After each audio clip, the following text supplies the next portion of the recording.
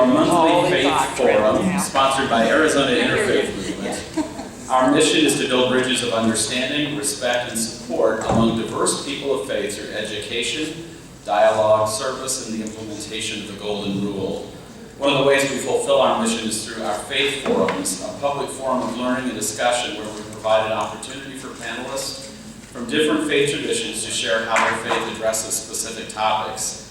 The Arizona Interfaith Movement, which has a rich history of modeling respectful dialogue across faith traditions, currently has 25 different faith groups represented and is still growing. I'm Mike Hoffman, and I serve as secretary to the Arizona Interfaith Board of Directors, and I represent Community of Christ.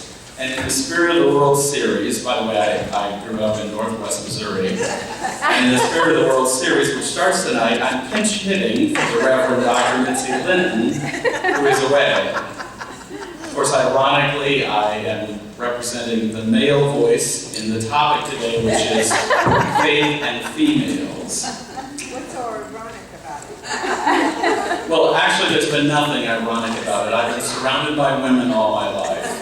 I have 2 daughters. I could go on, but most of the dogs we've had have been female, so I've always worked in, I've worked with Community of Christ. I celebrate 20 years this year as a full-time employed minister of Community of Christ, and almost always I've either reported to a woman or been surrounded by women on staff because of the roles I've had. So, and those representing Community of Christ in our audience today are all women too. So, and you survived. And I've survived. So. Well, our topic today is faith and females. We want to explore how different faith traditions view women and their roles. What is their place in the home, the family, in society, and the world? To what level can women rise in leadership in their faith? Can they become church leaders? Has there been a shift in these roles over the years? Our panelists will explore the topic of women in today's ever-changing religious landscape. We've asked each of our panelists to share for about 10 minutes, so I'll be asking them to conclude their remarks in about 9 minutes and let them conclude. And I'd like to share a little bit about each of the panelists that's with us. On my far left is Mrs. Dawn Giles, Church of Jesus Christ of Latter-day Saints. Mrs. Giles is a graduate of Brigham Young University and has a degree in health education. She's been married to John for 31 years, and they have 5 children and 3 grandchildren. She has worked for the American Heart Association and as a volunteer and board member for several nonprofit agencies. As a lifelong member of the Church of Jesus Christ of Latter-day Saints, Dawn has served in many capacities in the church, including president of the Children's and Young Women's Organizations and teacher for children, youth, and adults. She is also an active community volunteer. To my left is Dr. Honora Norton, representing the Roman Catholic women.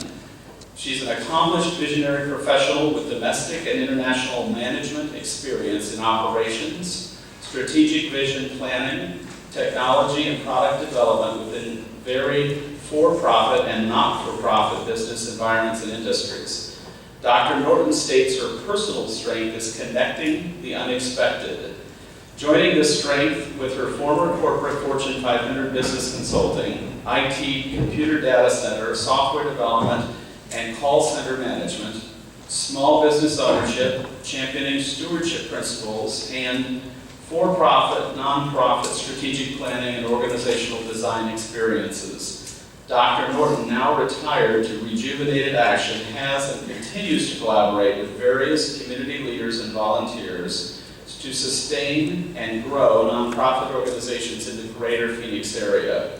Dr. Norton has and currently serves on a wide variety of nonprofit boards, advisory councils, including Catholic Charities Community Services, Executive Board, as Board Governance Director. Her current publication, Stewardship is Spirituality, is available through iTunes, Barnes & Noble, and other sites. To my right is the Reverend Karen Stewart, representing the Protestant Christians. The Reverend Stewart is a 2002 graduate of Golden Gate Baptist Theological Seminary with a Master of Arts degree in Theological Studies, where her area of emphasis was in nonprofit management. She also received her certificate in nonprofit management from Arizona State University in 1999 and holds a Bachelor of Arts degree in religion from Ottawa University. Reverend Stewart was licensed to preach in August of 1988 and was ordained in the gospel ministry in January 2004. Currently, she's an active member of the First Institutional Baptist Church and holds the position Director of Evangelism and Discipleship. To my far right is Mrs. Jill Grimes, representing Christian Science. Ms. Grimes has lived her faith in every walk of womanhood, first as a teenage wife and later as a single mother of two. She has enjoyed over 30 years in a loving marriage with her second husband. Together they have 4 children and 6 grandchildren. She chose to devote her life to full-time spiritual healing as taught in Christian Science over 35 years ago. She is available for the general public as well as those studying Christian Science.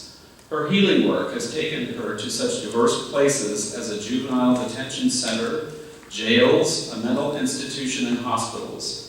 For the past 3 years, she has served as a speaker for the Board of Lectureship for the headquarters of the Christian Science Church in Boston, Massachusetts.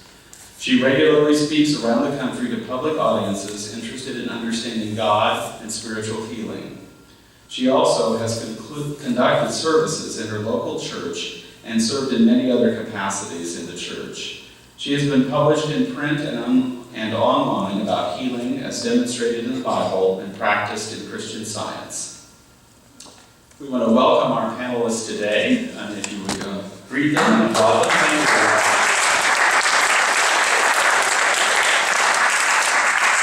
you. After each of them shares, I'll be sharing a few remarks regarding the role of women in the community of Christ as well, so we appreciate that.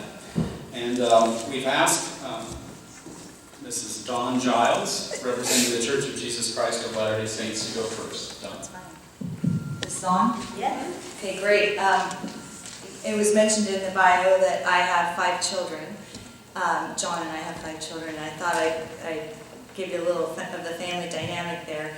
The first 4 are girls, and they came fairly close together. And we thought our family was complete, and we built a new home, and we had a pink bedroom and a lavender bedroom and a mint bedroom and a yellow bedroom. So, and life was great. And so you can imagine our surprise when 8 years later, when we're both in our 40s, not only are we having another child, but it's a boy. And so we have a 10-year-old little boy at home. And what a great blessing he's been in our life. When that little boy was 5 months old, he was, as babies do, starting to scoot and reach for things. So I laid him on his tummy, and I saw one of his sister's really shiny, bright tutus sitting there on the floor. And I thought, oh, he'll love this. So I pulled the tutu over, and it's just out of reach, so he would have to go for it. And sure enough, he took off going. But it was for the TV remote that was right next to him. He didn't care at all for the shiny, bright pink thing that I put in front of him. He was all about the electronics. And I learned then that I was in a whole new ballgame with the boy. And I tell you that story just so you can learn a little bit about my family, but also to illustrate what I believe, which is that we all came with divine characteristics. And that as a woman, I feel like I have my responsibilities as a wife, as a mother, as a grandmother, as a daughter, as a sister, as a friend are sacred. And I feel like I've been given the gift of nurturing both to children, but as also to society as a human being. I feel like my role as a woman gives me characteristics that are unique to women. In my church, in my faith, I feel very respected and valued. I am grateful for that.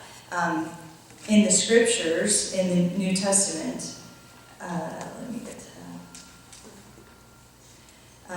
1 Corinthians 11:11, neither is the man without the woman, neither the woman without the man in the Lord. I think you've heard that before. We men and women have different but both divine roles. The place of the woman in my church is as an equal. Not in front or behind, but next to a man. There's full equality. The gospel that is here on the earth, that we believe is here on the earth is for both of us, and to enrich both of our lives. My marriage with my husband of 31 years is a full partnership. We feel like the two make a whole.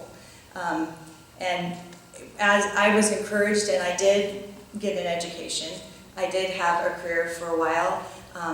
And as a girl growing up in the church, I was encouraged to get an education. It wasn't automatically assumed that I would be married, that I would be a mother, and that if I was a mother, that I would have the opportunity to be a stay-at-home mother. It has been a blessing for me that when my husband was in law school, I worked, and then right towards the end of that, we had our first child. And the decision came to be, okay, how are we going to do this? And so I worked part-time for a little while, then more children came, and it became not only financially unwise, but we felt spiritually unwise for us, for me to, it became a priority for us. And there were sacrifices involved. It would have been lovely to have a two-income family.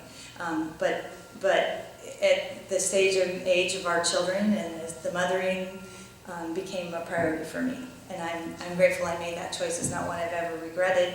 There were times when he started his own law firm and we had 4 little girls that we needed a little more income, and I taught a class at night. So I've been grateful that I did get an education. I never was forced to be a stay-at-home mother. I'm grateful that I had the opportunity to do that. My greatest joys, as well as my greatest sorrows in my life, have been as a mother. It's how it feels very rewarding for me. As far as within my church, I participate fully in the work of the church, of my church. I think as you might know as Mormons, we don't have a paid ministry. My ecclesiastical leader is my best friend's husband that lives in my neighborhood. We're divided into geographic boundaries called wards, and my ward is my neighborhood and my friends, and we all take a turn serving in leadership positions. We also take a turn speaking and giving the sermons, which is, as you will, on Sundays. So as a woman, I've had opportunities to be in leadership positions. I've had the opportunities to be a teacher. I've spoken many times on Sundays. I pray to open and close a meeting. I currently serve as the president of the children's organization. So I have 84 children that I'm responsible for, ages 18 months to 12 years old. And so I'm responsible for their Sunday instruction. We also have a little Cub Scout group. We have a brownie group for the girls. So I oversee all of that kind of thing. That also makes me a member of what we call the Ward Council, which is meets and the decisions for the congregation are made in this Ward Council, and I'm a participating member of the council. And my opinion is valued as much as the men's opinion is valued. I feel like one of the other great blessings is that as a woman, I have access to all of God's highest blessings. I can pray and receive answers. I can get personal revelation for myself. I can also get inspiration for those I have stewardship over, which in this case would be the children and my family. And I also am assigned as a woman in the church to be a visiting teacher, which means I have 3 women that I visit every month and make sure they're okay. In that role, we've helped women through births, deaths, illnesses, tragedies, divorces, mental breakdowns, all kinds of things. And I have been the connection with the other leaders in the church. I let them know how she's doing. And in that role, I can sometimes feel like I should call Lori. And every time I call Lori, she's like, thank you, I needed the call today. And that's part of the ongoing revelation that I talk about that's personal. As in our religion, believe in life after death. I think a lot of us do. And we believe that we will return after our work here is done on the earth to live with our Heavenly Father and Mother. And we also believe that while there, we will live as families. And so to us, families are eternal. And therefore, that's the priority that we put on families here on the earth is that we not only want to raise children to be righteous, God-fearing, good contributors to society, we want to all be together back there. We want the table to be full. And so with that, for me, establishing an eternal family meant getting married, having children. It doesn't matter how many children I have. It doesn't matter if the children are adopted. It doesn't matter how I got them. I'm going, as a parent, that is my greatest responsibility. And the thing that I think I would be accountable to the Lord in the end of my life is how did I fulfill that responsibility? And that is my divine role. My goal here on the earth is to lead myself and my family back to Jesus Christ. And in order to do that, I try to do probably all the things we all do as parents, is to institute good habits, educate them, help them make good decisions. Is in our families, I feel like that we have the greatest opportunity to practice the golden rule. It's where we learn forgiveness and patience and how to love, which is ultimately what I believe we've been sent to earth to learn, is how to love one another.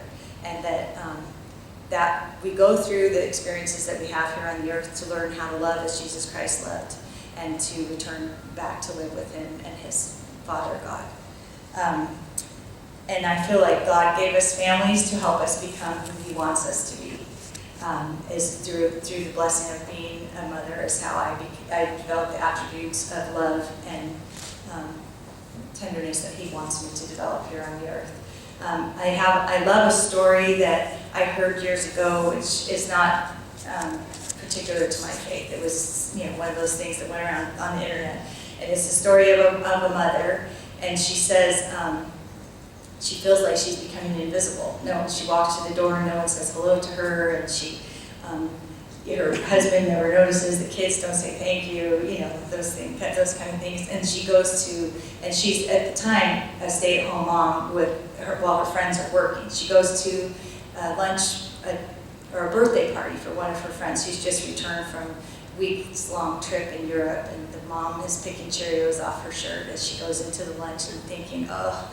And the friend gives her a book on cathedrals, all the great cathedrals in Europe, and she says, okay, she doesn't until she gets home. She opens the book and she sees the inscription inside says, for you, my friend, who are building cathedrals in life. And she said, the work you are doing as a mother goes unseen, and you may feel invisible, but what you're doing is building something really great. And so then I'm just going to read you a part of it. She said and then she talks about that at one page in the book, there's a picture of a man, a man had sculpted a little bird into something, and then it got covered up by a pillar. And someone said to the man, why did you put this bird in there? No one will ever see it. And he said, because God sees it. And so sometimes as a mother, no one sees the work we do. No one sees the sacrifices we do. But God knows what we do. And so she says, at times it feels like an affliction to be invisible. And no cathedrals could ever be built in our lifetime because people aren't willing to sacrifice that much anymore. And she says, when I really think about it, I don't want my son to tell the friend he's bringing home from college for Thanksgiving, my mom gets up at 4 in the morning and bakes homemade pies. Then she hand-bakes the turkey for 3 hours and presses the linens for the table. That would mean I built a shrine or a monument to myself. I want him to come home. And then if there's anything more to say to his friend, you're going to love it here. And she says, as mothers, we're building great cathedrals. And if we aren't known, if we're invisible, we're doing it right. And so as a woman, I never feel a need to be loud and shouting and boisterous about my role. I'm grateful for the divine characteristics I have been given and for the opportunities I've been given as a woman. And I leave that with you.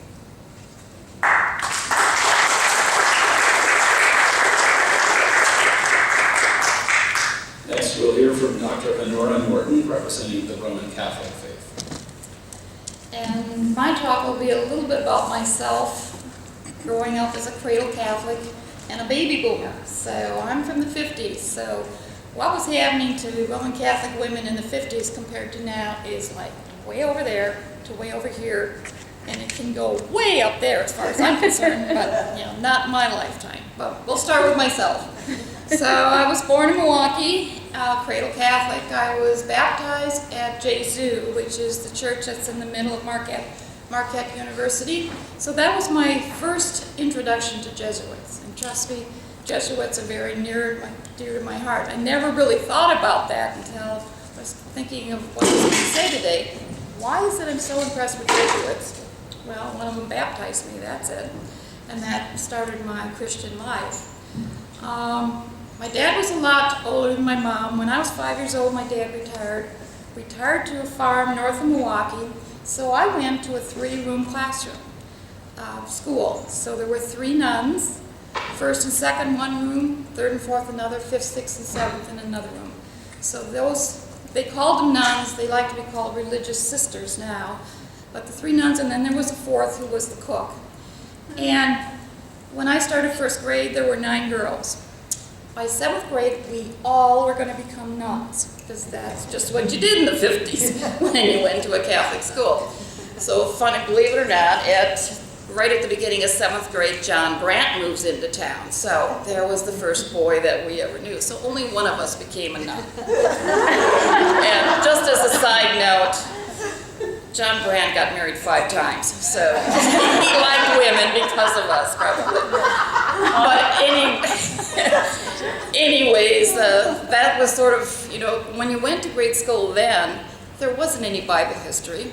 We had, and I still got it to this day, the Baltimore Catechism. I mean, you memorize, in those days I could repeat everything in your memorize it. Ask me now, I'd recall it, but I couldn't do it word for word. We didn't know anything about saints. God help us if we checked out any other faiths or even went into other churches. There was no interfaith study. So it was memorize, and not much Bible history, which again, this has really changed the way we are right now. When I was probably around 11 years old to 13 years, well, 15 years old, I played the organ every summer when the nuns went away for $1 a mass, $5 for funerals, and $5 for weddings. And that was Gregorian chant, where we played all the time. So as a girl, as a woman, I could do that in church, but as far as in those days, you couldn't read, you couldn't distribute communion, you couldn't be a server, you could clean the church, but you couldn't do much else. So that's pretty much the way it was. I was going to go away to a Catholic high school, but that didn't happen. But my trunk was packed, and 2 days before that, my mother broke her back in 3 places. So I never was able to go to a Catholic high school. I went to public school, which was fine, and belonged to CYO and stuff like that. Growing up in Wisconsin, I went to the public school.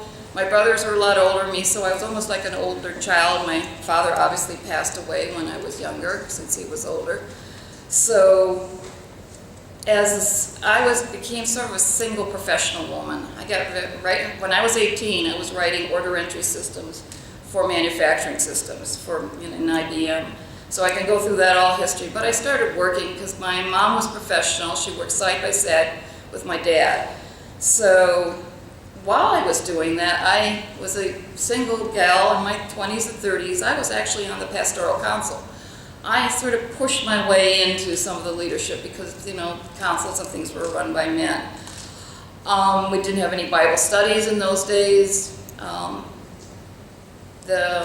Also, I got involved at the diocese as a woman. As far as the Women's Council, I don't know if you've known or read anything about it, but Bishop Weekland sort of got put to a side because of his progressiveness and things he wanted women to do and be in the church. So he sort of got put to the side because he got a little too aggressive. I was on the committees to restructure the churches in Wisconsin. There were so many closed because there weren't priests. And that's sort of funny now. In many of these mission churches or in northern Wisconsin where they combine the churches, it's women that are, facilitating the ministries and keeping things going. I didn't get married till I was 40. I don't have any children, but I have 9 nieces and nephews. What's sort of important to me, unique in my life, is heart disease is very prevalent in my family. So cousins, parents, uncles, brothers, most all died in their 40s and 50s. So I'm the oldest living Norton there is, just about. So from a storyteller, and as well as passing on my experience in the Catholic Church. I do that with my nieces and nephews and their children and their children. I got a degree, my degree's going night in business and stuff like that. When I was in my 50s, I think we've all gone through that. What do you want to be when you grow up? You do that all over again when you're 50s. Faith was a part of me because I had gone through so many losses. And so I decided to get a doctorate in ministry. I didn't have Bible history. I did take a couple courses in Marquette just to understand some of the symbolism in the Bible, but went to ministry school, did a lot of theology, learned a lot about Hildegard of Bingen and St. Ignatius and reinvention of work, how to give ourselves back to our communities, and that what we do. So my dissertation for my doctorate was stewardship. And to me, stewardship is hospitality, prayer, formation, and service. If a community, whether it's profit, a family community, a neighborhood community, if you're having fun together, praying together, serving together, and learning together, stewardship, giving of your time, talent, and resources becomes a way of life. And that's what I try to, integrate into everything I do with my nonprofits. I've been a volunteer for a lot of years. To me, as far as Catholic clergy, no, women cannot be deacons, we can't be priests, we can't say Mass, we can't be ordained, and we can't elect a pope. So there's that stained glass ceiling for us, but we can't, stained glass ceiling. So personally, I don't see that changing in my lifetime. As far as there's some great women in the U.S. who have been, that I emulate or really think about, St. Frances Cabrini. She established 67 schools. Catherine Drexel was very integrated into the Native American and African school. Mother Seton, she started the first Catholic school. More and more like that. And there are some key women in the U.S. today that are Catholic women that are making a difference. Helen Elver, she serves as the general counsel for the National Conference of Catholic Bishops. So all these Catholic bishops, but she's the general counsel, the attorney. And we have attorney here in town, a Sister Noreen Sharp. She serves as the canon law lawyer for the diocese. I mean, she's just phenomenal. And women lawyers within the Catholic Church and within diocesan offices are getting to be more and more of them. Mary Ann Glendon, she's a Harvard law professor.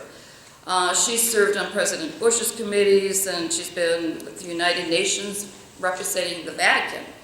So there's more. There's the Dean of Notre Dame. She's the one, her name is Dr. Carolyn Wu. She's chair of the Catholic Relief Services, dean of the business school at Notre Dame, and if you read magazines, Fortune magazine, Time magazine, she's the best kept secret of Catholic women. She's making a difference. The nuns or the religious sisters, there aren't that many, but the Dominican order is just going phenomenal. They're the ones that are making a difference in New Orleans, and they're making a difference in Detroit. And again, like I said, as far as women, they're sort of non-existent as far as being clergy. It's not going to happen as far as I'm concerned. They're very active in social justice and community outreach. That's what I'm involved in with my nonprofits. They're great teachers. This is sort of my inside joke. I was parish manager at a Catholic church for 10 years. I got sick of the business and the travel and all that kind of stuff, so I was parish manager at a Catholic church. Just think about it. If you walk into a diocesan office or you walk into a parish office, if you didn't see any women there, not much would be getting done. So think about it in your parish, in the diocese, how much women are doing to make a difference. And trust me, women are the ones that are the mothers of the priests, the bishops, and the pope. So we're real important in the Catholic Church.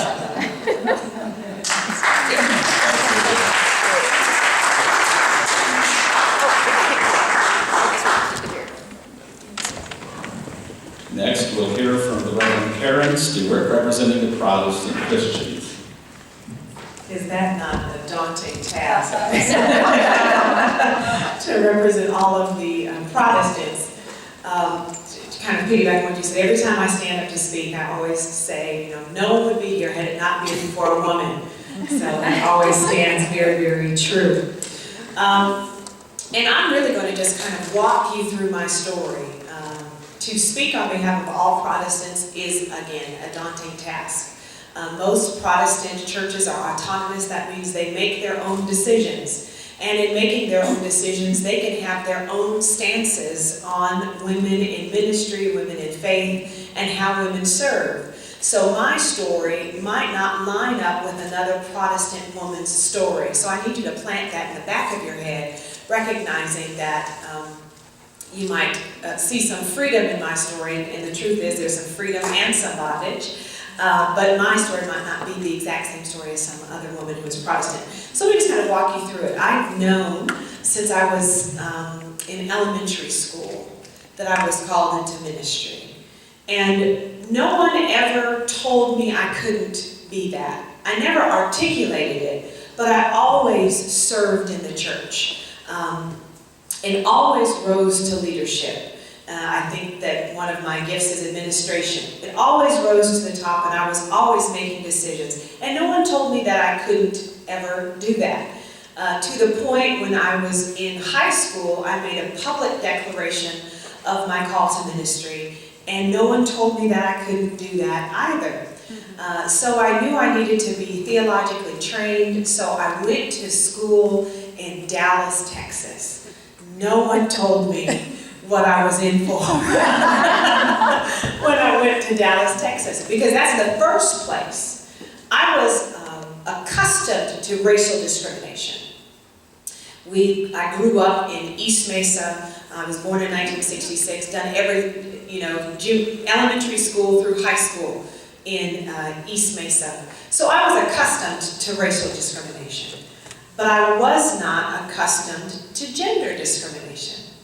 And when I acknowledged my call in its fullness in Dallas, Texas, and I told some male friends of mine I was going to Bishop College because Bishop College was an African-American school. It is closed now, but it trained preachers. And that's where I felt I needed to be trained. When I finally said out of my mouth to them, I'm called to preach, they got up and left the table where I was sitting. It was my first time having another person turn their back on me because I was a woman. And I realized at that point, that's why I never really articulated it in full. Because women in the African American church, and that is also a big group that differs vastly from right to left, it was the first time. The church that I came out of, the church that I'm currently a member of, First Institutional, grew to embrace women in the ministry. So it wasn't strange to me. My pastor at the time, my husband at this time, Dr. Stewart, was the forerunner in trying to move our state denomination, our Paradise Missionary Baptist State Convention and the Central District Convention, to move them forward in the acceptance of women, and had other pastors leave the convention just because he took that firm a stand and said, you can't just say because a woman is a woman, she can't preach, she can't pastor. It just doesn't line up. So in Texas was the first time that I've had persons actually tell me that you can't preach. After acknowledging my call, after becoming a preacher, a clergy person, coming back to Arizona, and I too, first time married was when I was 40. Was a single parent from 21 up until I was 40. Still just didn't really have anyone tell me, even in light of my personal circumstances, my life showed some of the errors that I made. But even in light of that, I still didn't have anyone say, because of that, you can't do this. I did, however, as a woman, have to go before my church because I was a pregnant single woman. And I advocate to this day never to see that ever happen again, because it just is ridiculous. You don't make anybody stand up for anything else. Why are you going to make them stand up for that? Did they make the father stand up? No. But he was in Texas. Texas did a lot to me. I had a lot of happiness in Texas. But even because of that, even after that, and I did not feel pressured. I really felt compelled out of my devotion to the Lord to go ahead and do it. But I just don't believe we should force any other young lady ever, or man, to ever have to do that. Came back, went to seminary at Golden Gate Baptist Theological Seminary, which is a Southern Baptist school, and found myself in a classroom as the only African American. There was one other lady who was there with me, but there were both men and women in my classes, which was really exciting to see. And our teachers would press us into these conversations about what role a woman could have at their church. And I just would be so taken aback at real, thoughtful, scripture-based arguments about how women can't serve as pastors or can't serve in leadership. One of the gentlemen said the reason a woman couldn't serve as a senior pastor in the church is because that would put her over the husband. And I just thought, really? But then I began to realize you can turn scripture to sound out any argument that you want to really have credence to satisfy your belief. And I didn't walk away offended, I walked away enlightened. It helped me see what women still face in the 21st century. I also serve as the president of the Ministers' Conference for our state convention. I am the first woman, I believe, to have held that position. So I am an African American woman in an African American convention of all male, majority male, 99% male pastors.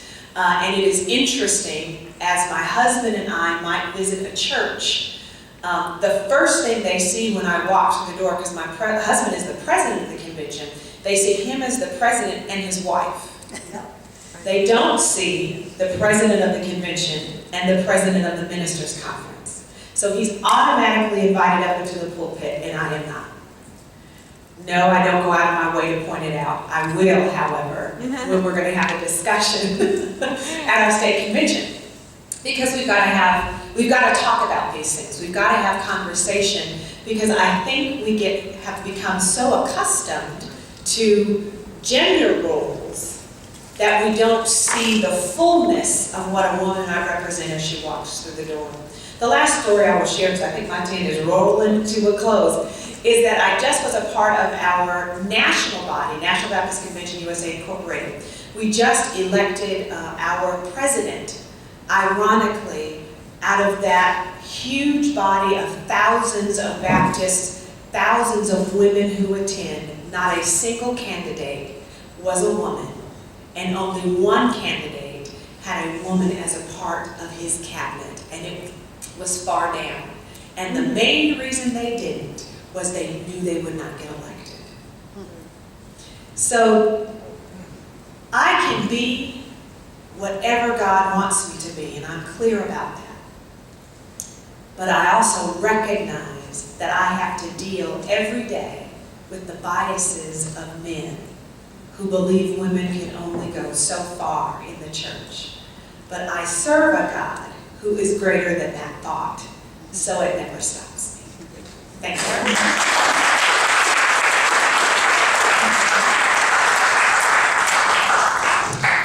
Next, we'll hear from Jill Grimes, representing Christian Science. I'm picking up the ball. I'm going to hit some home runs here. I've already connected with Don and this divine nurturing. Love that thought, Don, in so many ways. Outside the home, inside the home, life needs nurturing. my friend Honora, I am too. We're 50s ladies. Only I grew up in Southern California, so I had a double stigma.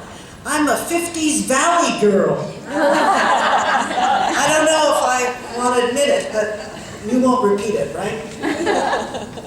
I also grew up in Christian Science, like several of these women grew up in their faith.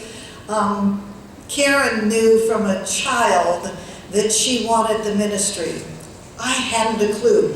I was so shy as a child, I wouldn't even go in my own Sunday school class. I went in my older brother's. But when I was a single mother and really having to pray to understand how to live my life whole, because I didn't only know as a wife, I didn't know any other role, and as a mother. I was finding that my healing, my spiritual healing, as taught in Christian Science, as taught in this book, Science and Health with Key to the Scriptures, written by Mary Baker Eddy, who established Christian Science in the mid-1800s in New England. So this is an American faith. And she also came through rough trials to understand her relationship to God.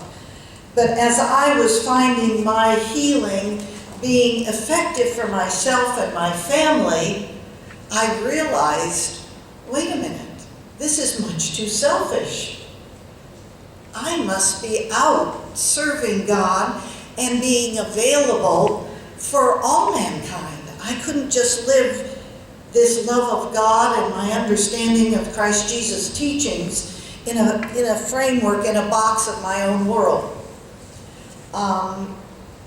In Christian Science, we have what are called healing practitioners. In order to be a Christian Science practitioner, you have to prove to the headquarters at the church in this particular department the effectiveness of your healing ability by testimonies and testament of others who have turned to you for prayer and been healed. It's quite a long task, but all in that way. It's teaching from Sunday school. It's what's also called class teaching, a 2-week course with certified teachers of Christian Science who lead you in understanding the Bible in order to practice. And you'll hear that word a lot in Christian Science, practice. We practice Christian Science. You know what? Why we say it? It isn't a performance. And practice doesn't necessarily make perfect, but it makes it permanently part of our lives and our activity. And so that's where my road went.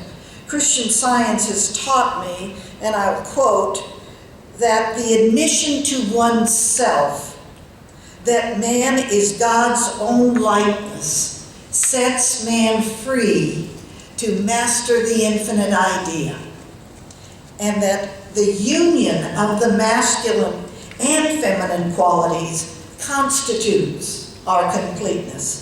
So I walked into my practice, my healing practice as a Christian Science healer, with this understanding and goal of demonstrating my completeness.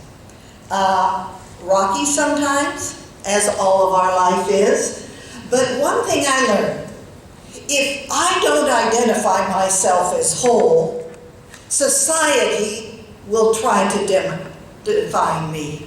If I don't identify my place, my location, my position, the world or my human circumstances or others' opinions will define me. So I learned early on, and am still learning, how to do what Moses was told. You remember he was told to go in and possess the land? Well, I am prayerfully, daily, regularly, taking mental possession of the land of my experience, my mental real estate, my home, my family, our 6 fabulous grandchildren, And not in terms of defining them and limiting them, but in terms of empowering them to understand their own individual relationship with God. And in doing that, Christian Science has showed me that I have infinite opportunity. There are women in leadership roles, there are women in every aspect of the Christian Science church, from the headquarters on to the individual churches in what are called branch churches all over the world. One of the questions that was asked for us to discuss was, or to answer I should say, was what role can women rise to in my faith? I am going to quote Mary Baker Eddy in this answer because it's succinct. A real scientific healer is the highest position attainable in this sphere of being. Its altitude is far above a teacher or preacher. It includes all that is divinely high and holy. So you ask, can women become church leaders in Christian Science? Absolutely yes. They have been and they are today. But church leadership is always in service to the highest position attainable, spiritual healing. So there is no hierarchy in Christian Science. In order to be a practitioner, I have to devote my entire life to healing. I can't have another job. I have no other income.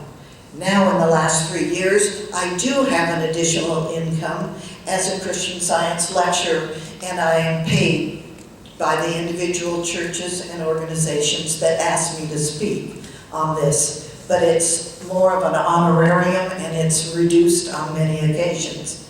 So, yes, there are many opportunities. Have these roles shifted over my lifetime? Possibly the implementation of them, but the foundation, which is written in this book and in the church manual, has never changed. It's always been open, it's always included the qualities, the masculine and feminine qualities of our wholeness. That's what I've lived. Thank you.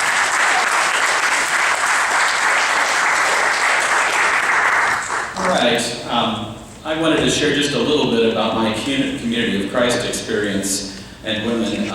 Nancy Hoffman, who's the administrative assistant for Arizona Interfaith, and I have been married 33 years. And we have 2 daughters, the oldest of which is 30. And she does not remember a time in Community of Christ that women were not equal in ministry with men. In 1984, under what we believe to be the guidance of God and with the common consent or vote of our highest governing body, which we call the World Conference, ordination was extended to women in Community of Christ around the world. Today, women serve in our highest quorums and orders in our denomination, including one who serves in what we call the First Presidency. She serves as a counselor to the President Prophet of our denomination. 5 women serve in the Council of 12 Apostles, with 1 woman serving as President of the Council of 12 Apostles since 2013. The President of the High Priest Quorum, who is a good friend of mine, is also a woman. Women have been ordained to all priesthood offices in our church, and many serve as pastors, including, we only have 8 congregations across Arizona, but half of them are led by women pastors. Based on our understanding of Christian history, our basic beliefs, and our enduring principles, especially 2 of them, the worth of all persons and all are called, we believe women and men are equals and partners in the home, church, family, society, and the world. So that's my thoughts. I'm very grateful to have been participating in Community of Christ at this part of my life where my daughters are free to exercise leadership and ministry however they might. So we would now open this up to invite you to respectfully ask questions of our panelists, and please try to keep your comments to a minimum if you can.